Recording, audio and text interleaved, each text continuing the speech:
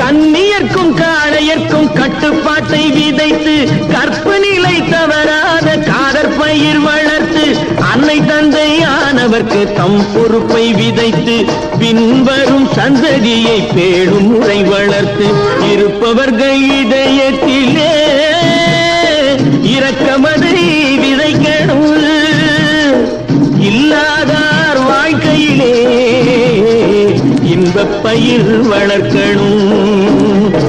நல்ல நல்ல நிலம் பார்த்து நாமும் விதை விதைக்கணும். நாட்டு மக்கள் மனங்களிலே நாணயத்தை வளர்க்கணும்.